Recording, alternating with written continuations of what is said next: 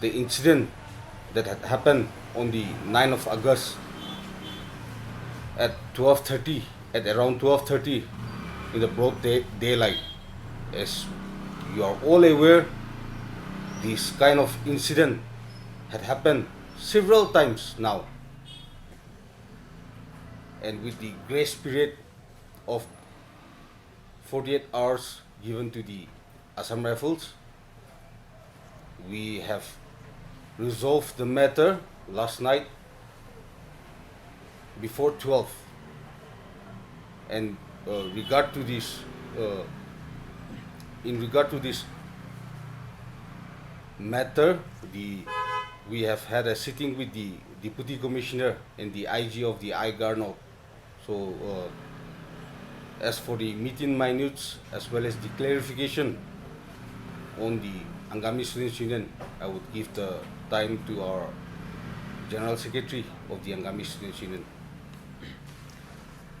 At the outset, the Angami Students Union, taking the opportunity of this press conference, we would like to express our profound gratitude and acknowledgement to all the organizations, unions, individuals, groups, and the Nagas at large for extending your solidarity and support with the Angami Students Union over the issue that happened on the 9th of August 2024. The ASU, we would like to reiterate that after the issue came out and it came to the notice of the Angami Students Union, since then, it was the intention and endeavor of the ASU to deliver justice to a civilian and also to the Naga people.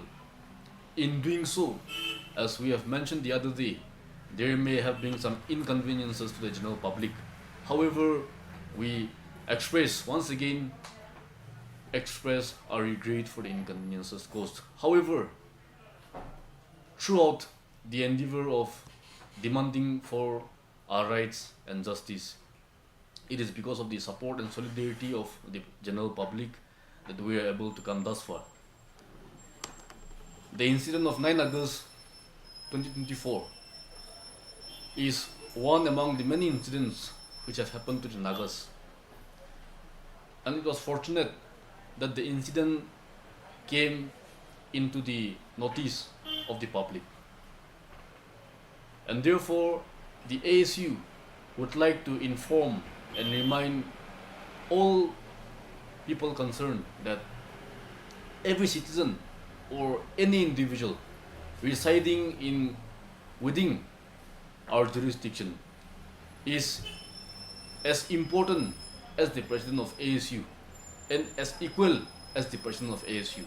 And therefore, even if the incident may have happened to some other person which have happened to our president, we would have taken the matter as serious as we are taking up the matter today. Coming back on the issue, after we have noticed the issue, we have given a charter of demands to the competent authorities. Through a press statement, we have demanded that the Jawan concerned should be identified and he should tender unconditional apology, and that the Assam Rifles and the IGAR North should initiate disciplinary action against the Jawan concerned. Those were our demands, and we gave an ultimatum, a grace period of 48 hours. So within these 48 hours, we were expecting that the parties concerned will respond and reply in line with the charter of demands that the ASU have placed before them. But to the dismay of the Angami Students Union, as we have all noticed, yesterday they issued a press statement whereby the press statement issued from the end was misleading. At the same time, their statement did not have the full version of the story. So we were agitated, we were anguished, and like we have mentioned the other day, in the first place, they have denied assaulting our president in the venue. After which, again, the yesterday's press statement again never mentioned about assaulting our president, who is also a civilian. Considering all these factors, we have had a threadbare meeting and discussion with our forums. However, the Deputy Commissioner and the Superintendent of Police of Kohima District have taken the initiative to mediate on this matter. On their invitation, we met the Deputy Commissioner and the SP on the night this incident occurred. And on that very evening, we have made our stand clear of the three charter of demands we have placed before them and the general public. After which, yesterday, we were again invited by the Deputy Commissioner Kohima, mediating on this issue. We have conveyed to the Deputy Commissioner that we will be willing to come to a certain agreement only if our demands are met. And if they are willing to come and meet our demands, then we will come to the coordination meeting which was initiated by the Deputy Commissioner. Late night, before the expiry of 48 hours, a coordination meeting was convened at the official residence of Deputy Commissioner Kohima, wherein ASU, we were there at the meeting, and also the IGAR North and his officers were present in the meeting. Through the meeting, and as we have handed out the meeting minutes to you all, we had a threadbare discussion, and as per the demand of the Angami Students Union, the Jawan who was responsible in assaulting a civilian and also the president of the Angami Students Union was identified by their competent authorities. Along with the IGR North, his officers and the Jawan concerned came to the meeting. And through the meeting, in the presence of the signatories as enclosed in the annexure of the meeting minutes, the Jawan concerned has personally, in front of all of us, admitted that while on his duty, he have done wrong against a civilian in the like of our ASU president. Subsequently, he have tendered unconditional apology in front of all of us. Secondly, through the press statement of the IGAR North, and also in yesterday's meeting, we are being apprised that disciplinary action proceedings have been initiated against him. Thirdly, as I have mentioned earlier, their press statement which came out yesterday in the form of clarification was misleading. As such, as mentioned in the meeting minute, it is mentioned that having tendered apology, all clarification statements over the issue stands null and void. And as such, the press statement issued by the IGAR North yesterday, clarifying the incident, stands null and void as it was misleading. And now, as they have publicly tendered their apology, which was minuted by the Deputy Commissioner Kohima, which copy we will make it available for public consumption later on. The demand of the Angami Students Union is met, and the issue which occurred on the 9 August 2024 has been amicably resolved after the IGAR North has come to the terms and met the demands of the Angami Students Union. However, the Angami Students Union would like to make a mention that despite resolving this particular issue in line with the Naga Students Federation, we are still in non-cooperation with the armed forces, that which we have already mentioned, and it is in existence in all the Naga inhabited areas. Now, although the matter is resolved, we would like to make a clarion call to these paramilitary forces and the armies concerned, that they should not continue to harass and assault the Nagas and the civilians in the names of Armed Forces Special Powers Act of 1958. Through this platform, we appeal all like-minded organizations and individuals to totally denounce the draconian law, and we also, the Angami Students Union, reiterate our demand to the government of India that Nagas and the Naga homeland must be free from this draconian law, as this law violates the very basic of human rights. And therefore, we are making a clarion call that this time we may have resolved the issue, but in days to come, if this issue continues, then the brunt of this issue will be very severe, and the Angami Students Union would not hesitate to go to any extent to protect and promote the rights of our people. Therefore, as I have mentioned, the issue stands resolved in respect of the 9 August 2024. And if there are any questions to take, we will be able to take these questions. Yes, yes. As I have mentioned, they have mentioned about that. And even in yesterday's press statement, I would like to make a special mention. Yesterday's press statement is null and void in respect of the clarification made. However, in that press statement, they have made a mention about disciplinary action being initiated. So there is not a clarification statement.